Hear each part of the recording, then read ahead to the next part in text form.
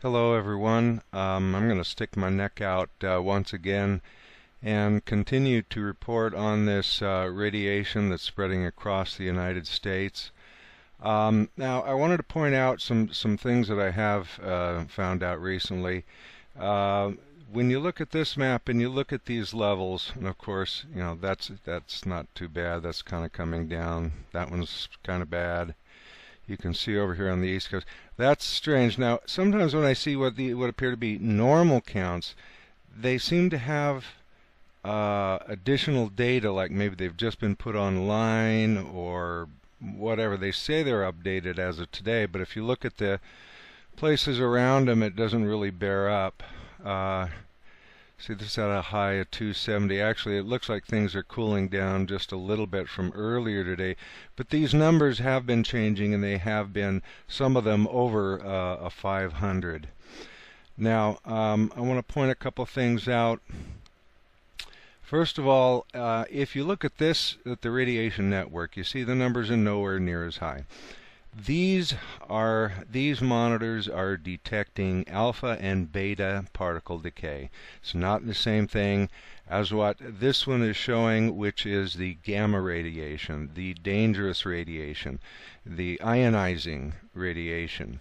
And these are the ones that we're concerned about. And I say there's another one that has a low count, but it has this additional detail, and it says attached to home. Some of them say they're inside next to a window. Now, I don't think glass is really going to stop gamma radiation all that much. But now let's see. What's interesting is yesterday it was very low in the south, almost as if it totally missed the south. Now it seems the air currents, it looks like the alerts are all down there in the south and in Florida, which had been spared the other day. Now, going back to my old home state and looking at some of these are again normal readings. The Pacific Northwest, the first place you'd think is going to get hit, actually was missed. And I'm going to show you some air currents in a second as to why I think that happened. Hang on a sec. Okay, so this is your jet stream map as of today, and Japan is over here, and here's the East Coast. So if something happened now, it would pretty much, yeah, slam right up into Canada there, and maybe some down along the coast. But I'm sorry, I think that was the 21st. Anyway, we go to the 25th, which is when I think it first started gaining some notice. If you look over here, the wind patterns coming off of northern Japan, coming down, dips down a little bit. And remember that the jet stream not only dips and dives horizontally here, but it dips down in the atmosphere. There are, you can see it dipping, come back up. And if fall, which I did earlier, depending on the time of day, you can almost see where it slams right in below Oregon, Washington, sneaking into the middle at speed, then getting pulled down toward Texas and all those places. Over here, getting all these, and sparing, and it showed in the video the other day that the South was indeed another area spared along the Pacific Northwest, which has its own little system here, which is mostly feeding in from above, which is also showing normal readings, well under decount per minute. Now, you can go here, please, earth.school.net. Look at these maps, go through the day starting 20th when the supposed accident happened. All we can do is go off of the data that's available to us as we can find it. So, these .net. Look at these maps, go through the day starting 20th when the supposed accident happened. All we can do is go off of the data that's available to us as we can find it. So, okay, so the individual who told me about the difference, these being alpha beta detectors and not gamma detectors, did also indicate that he watches them regularly and that these numbers do also reflect an elevated situation. Here you can see some of the hot ones. And these have also, up there in Washington, Hanford, and downwind of the WIP site there. So these are also showing some elevation apparently. Now, With this one, again, we're still so far seeing the northwest being spared with these what I would consider normal counts. That's actually pretty darn low. But then you can see some crept in through here. South Dakota, we got 318, 247. Now see, this is actually hotter. It looks like there's a whiff of it that's much hotter. Actually, this is, I wasn't prepared for this. This is new. These are all going off here. And yes, as was indicated by a viewer of my site, he indicated that that these are relative. Actually, they're not relative. There is an average down here, but this is a count per minute.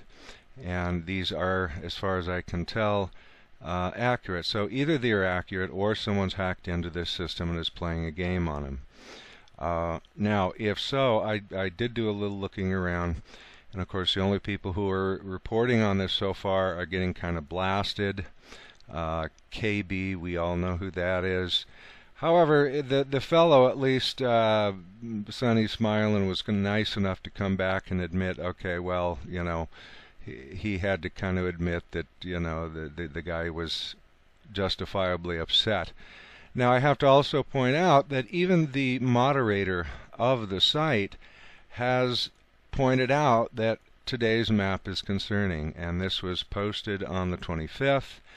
And so this is not a fluke. This is not a data error. Even the site manager is concerned. So I don't know. I'm going to keep saying it's correct. Now, he also said, well, you know, he's got the data and he's going to share it with me, and so I didn't need to go out and buy the data from that site, although I certainly would support netc.com. So I went right on over here to the EPA. Now, notice in their levels that their rate is counts. Actually, this says counts per minute, but it's not. If you notice, here's 1,000. If you work it out, and I think it does say down here somewhere, counts per hour. That's kind of contradicting me, but that's what I saw. If I find it, I'll put it down below, but you can check it out yourself. Anyway, if you do the math, otherwise it would be recording, this is 1,000, 2,000, 3,000, 4,000 counts per minute, and that, of course, is time to take your iodine for sure. What it actually works out to here, as you see, is at the baseline here of about 4,000, it works out to about 66 counts per minute. The higher end here, like this peak here, 6,000, works out to about 100. So again, these readings of, you know, into the 400s, 500s, something is definitely, and there's an alert now we've got here at Madison, Wisconsin. I think that was where the alert was originally came from. So I'm going to keep calling this radiation risk out here.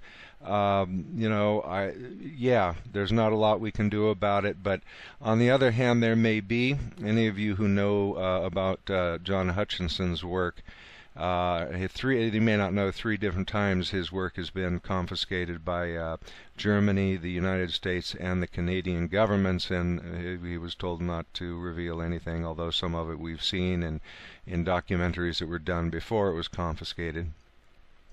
And one of the things he was working on not too long ago was using resonant frequencies to try to force hot particles into pop.